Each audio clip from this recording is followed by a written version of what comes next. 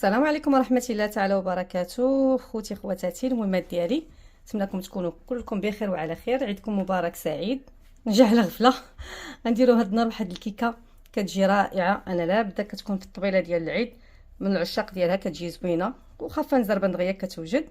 هانتوما المكونات ديالها بنات الخير: 3 ديال البيضات، كاس ديال الزيت، كاس ديال الجزر محكوك في الحكاكه رقيقه، كاس ديال الحليب او كاس ديال دانون، كاس ديال السنيده رقيقه، وكاس ديال الكركاع اللي كتهرمشي هكا شويه في الهاشوار، جوج خمارات بنات الخير من فئه 8 غرام يعني 16 غرام، كيس ديال الفاني، قبيصه ديال الملحه لتحسين الذوق، والسر ديالها بنات الخير ربيع ديال المعلقه صغيره ديال السكينجبير وديال القرفه. كتجي رائعه جدا، كتشميها منين ومنين. وكاين حتى واحد 2 كيسان ونص ديال الدقيق الفورس. هادو هما المكونات بنات الخير. هانتوما بنات الخير، واحد البول درنا 3 ديال البيضات، غنزيدو عليهم كاس ديال السكر سنيده اللي تيكون رقيقه كما قلت لكم بنات الخير. انا القياس كناخذو بالكاس ديال العبار تقريبا هذا بحال ديال العنبه، كنقيسو بحال ديال العنبه كيجيني هو هذاك. وغندير القبيصه ديال الملحه لتحسين الذوق صافي. وغنضرب هاد المكونات جيدا. هانتوما بنات الخير، وغنزيدو الزيت تدريجيا، ما كنزيدوش دفعه واحده، كنزيدو تدريجيا وحنا تنضربو بالخلاط. ما بغيتش ندير الخلاط باش ما نصدعكمش. وغنديرو هاد الكاس ديال الحليب بنات الخير، كنزيدو كامل.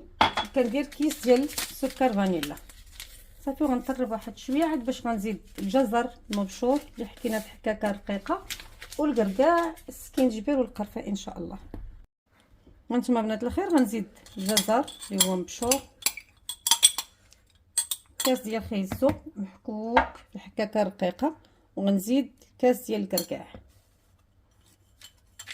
اللي كيكون غير مهرمش باش ملي نعضو ديك العضه تيبقى يبان لينا في الكيك. هنا معلقه ديال القرفه ومعلقه ديال السكينجبير.